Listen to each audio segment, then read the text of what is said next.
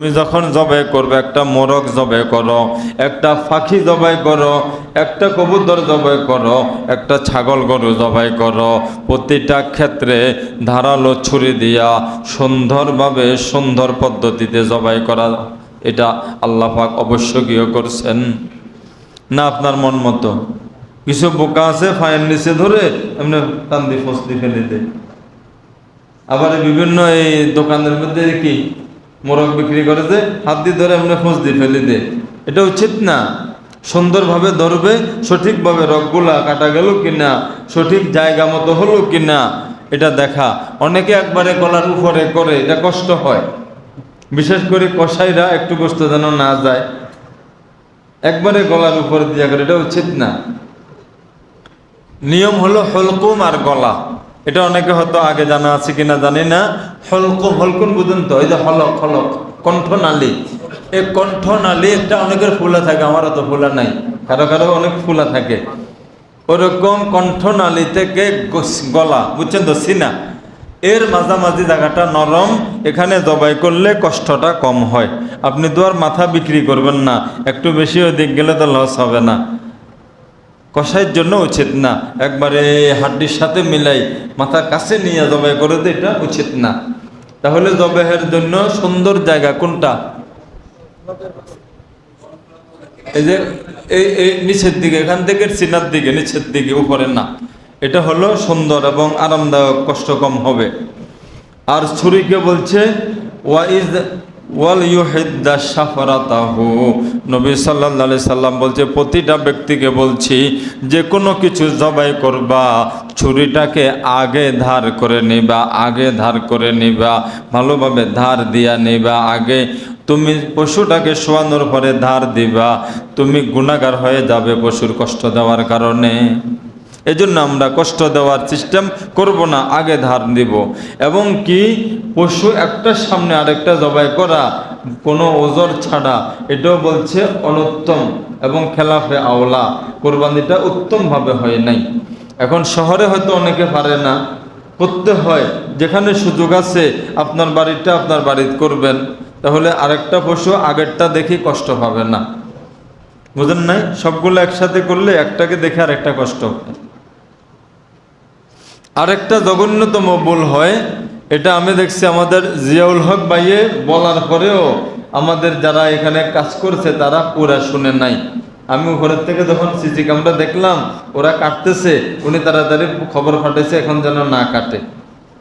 আপনারাও এটা বলে দিবেন এবং শক্তভাবে বলবেন। আচ্ছা বলেন, জবাই করার পরে কি 1 ঘন্টা লাগে ঠান্ডা হইতে? 10-15 মিনিটের বেশি তো লাগবে না, অনেক সময় 5-7 মিনিটে ঠান্ডা হয়ে যায়।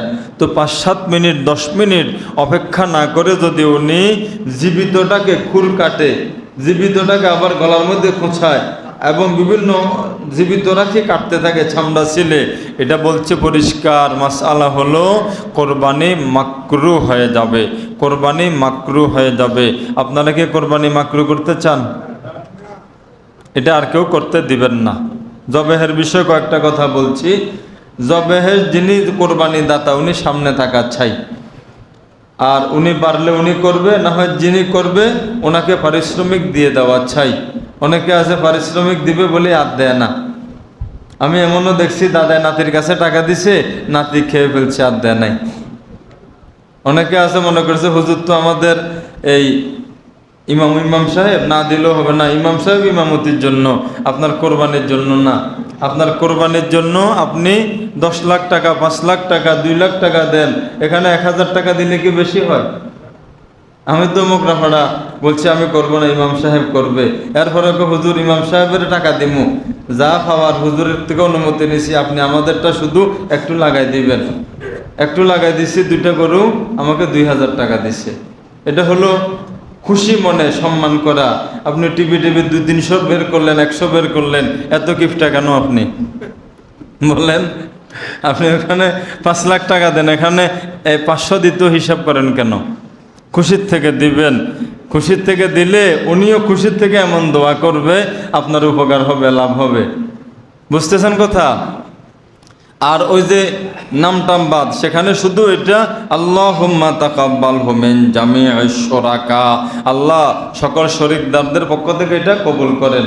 আরেকটা দোয়া বলছিলাম, সবাই পারেন, ইন্নী ওয়াজ্জাহাতু ওয়াজহিয়া লিল্লাযী ফাতারাস সামাওয়াতি ওয়াল আরদা হানিফাও ওয়া মা আনা মিনাল মুশরিকিন। এটার পরে বলবেন ইন্না সালাতি ওয়া নুসুকি ওয়া মাহইয়ায়া ওয়া মামাতি লিল্লাহি রাব্বিল আলামিন। তারপরে আল্লাহুম্মা লাকা মিনকা ওয়া লাকা, আপনার জন্য জবে করলেন বিসমিল্লাহ আল্লাহু আকবার। এরপরে আরবি ফাইলে বলবেন, না হয় আল্লাহ আপনি কবুল করেন যেভাবে কবুল করছেন। এবং চামড়ার বিষয়টা না, এখানে চাকু দিলে আবার স্ট্রোক করার নাকি আশঙ্কা থাকে, তখন এটা স্ট্রোক করে মারা গেলে, অস্বাভাবিক মারা গেলে এটা আবার খাবার বিষয় ঝামেলা হয়ে যাবে। জবাইয়ের পরে আর না, জবাই হলো দুই পাশে দুইটা রগ থাকে, এটা দিয়ে খুব জোরে রক্ত আসে, এই দুইটা রগ ভালো করে দোনো পাশে পৌঁছ দিবে, সামনে আর এখানে কোনো রগ নাই, এখানে হলো খাদ্য নালী, নিঃশ্বাস নালী, শ্বাসনালী, দুইটা রগ মোটামুটি কেটে গেলে দোনো পাশে রক্ত ইচ্ছা মতো বের হবে।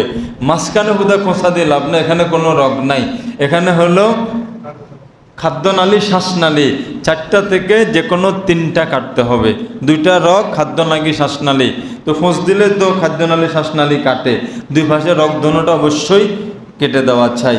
সাইডে একটু ফোঁস দিলে জোরে রগ কেটে যাবে, অনেক জোরে রক্ত আসবে, কোনো সময় একটা কাটে একদিক থেকে আসে, ওই দুইটা, এটা একটা হলেও চলবে, অথবা এই দুইটা এখান থেকে একটা হলেও চলবে, তিনটার কম কাটলে জবাই হবে না, বুঝতেছেন? খোঁচা দিবেন না, খোঁচা দিলে এটা স্ট্রোক করার আশঙ্কা আছে, তখন গিয়া মৃত্যুটা অস্বাভাবিক হয়, সমস্যা আছে। এবং চামড়া যেটা, এটা আপনি যদি ইচ্ছা করেন ব্যবহার করতে পারবেন, আপনি যদি খেতে চান হালাল খেতে পারবেন, খেতে চাইলে খেতে পারবেন, আপনি যদি ব্যবহার করতে চান পারবেন দবাগত করে শুকাই, আর যদি আপনি দান করতে চান, হাদিয়াও দিতে চান, ধনী গরিব সবাইকে পারবেন, কোনো প্রতিষ্ঠানকে দিতে চাইলেও পারবেন, কিন্তু বিক্রয় করে ফেললে তখন শুধুমাত্র যারা যাকাত খেতে পারবে ওদেরকে দিতে হবে। মাদ্রাসা দিলে এতিম গরিব অসহায় এদেরকে দিতে পারবেন, তখন আর কোনো ধনীকে দেওয়া যাবে না, আপনিও রাখতে পারবেন না বিক্রয় করে ফেললে, এবং হুবহু ওই টাকাটা দেওয়া উত্তম, বিক্রয়ের পরে যে টাকাটা পাবেন। আর দ্বীনি মাদ্রাসার মধ্যে দিলে দুইটা লাভ আছে, একটা হলো আমাদের এই মাদ্রাসাগুলা আপনারা জানেন, আমি যে মাদ্রাসা পড়াই ওখানে একজন আমাদের মাদ্রাসার, আবার উনি আলিয়াতে শিক্ষক, উনি ওখানে 48,000 টাকা পায়, ক্লাস করে হলো সপ্তাহে 2-3 দিন যায়, অল্প একটু ক্লাস করে। আর আমাদের এখানে পূর্ণ ক্লাস করে সর্বোচ্চ বেতন হলো 15,000 সর্বোচ্চ, আর নিচে 6,000 5,000ও আছে। ওই হিসাবে আমাদের এই প্রতিষ্ঠানগুলা ওরকম বড় অনুদান নাই, অল্প বেতন। এই টাকাটা যদি লাগে ছেলেদের বোর্ডিং খাতে, গরিবদের বোর্ডিং খাবারের ক্ষেত্রে এগুলা খরচ করা হয়, এটাকে গোড়া বা ফান্ড বলে, গরিবদের জন্য একটা ফান্ড আছে, আপনি দিলে ওখানে লাগবে, তখন গরিবদের সাহায্য হলো, আবার ছাত্রদের সাহায্য হলো, আলমেদিন শিখার সাহায্য, দুইটা ফায়দা হয়। যারা পারেন আমাদের হুজুরের মাদ্রাসা আছে, যেখানে মুনাসেব হয় ওখানে ইনশাল্লাহ আপনারা দিবেন। আর গোশতর বিষয়টা হলো পারিশ্রমিক হিসাবে কোনো কাউকে দিলে বৈধ হবে না, বিক্রয় করলে কোনোভাবে বৈধ না, টাকাটা দান করতে হবে। এতদিন গরু ফালতে গিয়া যদি কোনো কিছু ফায়দা নেন, দুধ অথবা পশম বা কোনো কিছু, এটা সদকা করা ওয়াজিব। এবং কোরবানির পরে একটা জিনিস আমাদের ভুল হয়, সেটা হলো আমরা যেখানে সেখানে ময়লা ফেলে দিই। অন্যকে কষ্ট দেওয়া হালাল না হারাম? ইজাউল মুসলিমে হারাম, মুসলমানকে কষ্ট দেওয়া কি হারাম। আমরা আল্লাহর জন্য করব, এবং প্রত্যেকে নিজের ময়লাটা, অনেকে কি করে এদিক সেদিক দেখে কেউ আছে কি না, দেখি আস্তে করে ফেলে দে, না আস্তে করে ফেলে দিবেন না, কেউ দেখলো না, কে দেখে। আপনি একটা বস্তা কিনবেন, 2টা কিনবেন, এগুলা ভরে প্রয়োজনে ব্যান গাড়িত করে অনেক দূরে ফেলবেন যেখানে মানুষের বসবাস নাই, পারবেন না? আর যেগুলো আপনি পারেন না বস্তায় ঢুকাতে পড়ে গেছে, এগুলো ভালো করে ধুই ব্লিচিং মারবেন। আপনার 500 টাকার ব্লিচিং গেলেও একটা মানুষকে কষ্ট দেওয়ার যে লস হবে ওটা হবে না। একটা মানুষকে যে আপনি কষ্ট দিলেন আসা যাওয়ার পথে এবং এলাকার বাসার মধ্যে দুর্গন্ধ যাচ্ছে, এটা হারাম। 500 টাকা দিয়েও এটা শোধ করতে পারবেন না, মৃত্যুর পরে 5 কোটি দিয়েও পারবেন না। এজন্য এই কষ্টটাও দিবেন না। পারবেন ইনশাল্লাহ? কোরবানের দিন কোনো কারণে এখানে আশা করি হবে নামাজ ইনশাল্লাহ সব জায়গায়, না হলে কোরবানির নামাজের ওয়াক্ত গেলে জবাই করতে পারবে। যেমন ওয়াক্ত হলো সূর্য ওঠার কিছুক্ষণ পর থেকে শুরু হয় আর দ্বিপ্রহর পর্যন্ত নামাজের ওয়াক্ত থাকে, দ্বিপ্রহর। তো এর মধ্যে যদি কেউ কোথাও পড়তে পারে নাই তাহলে দ্বিপ্রহরের পরে কোরবানি দিতে পারবে। রাতের বেলায় কেউ কোরবানি দিলে জায়েজ আছে। আর গোশত ভাগ করার জন্য উচিত হলো ওজন করে দেওয়া, অনুমান করে দিলে বেশ কম হতে পারে। কোনো শরিকদারের যদি মনে কষ্ট দেয় সমস্যা আছে। এবং এই কোরবানি দিতে গিয়ে একটু খোঁজ নেবেন, আমি এটা আগেও বলছি, কেউ যদি গোশত খাওয়ার নিয়ত করে কারো কোরবানি হবে না। কেউ যদি গত বছরেরটা এখানে দিতে যায় হবে না। কেউ যদি আরেকজনে ওনাকে কোরবানি হবে কিন্তু গোশতগুলো খেতে পারবে না। কেউ যদি আরেকজনে ওয়াজিব কোরবানি সে বলে নাই, নিজে নিজে দিয়া দিছে, এই কোরবানি ওনারটা আদায় হবে না, আপনারটা হবে, কিন্তু গোশত সদকা করতে হবে। আরও কোনো মাসআলা লাগলে দরকার হলে জিজ্ঞাসা করবেন। ঈদের দিন আগে আগে উঠা সুন্নত, সুগন্ধি লাগানো সুন্নত, কোরবানি নিজে যারা দিবে কোরবানির গোশতটা প্রথম খাওয়া সুন্নত। কিন্তু যারা অসুস্থ, লম্বা সময় পারবে না, একটা সুন্নতের জন্য ওনার অনেক কষ্ট হয়, ওনার জন্য অত কষ্ট করা উচিত না।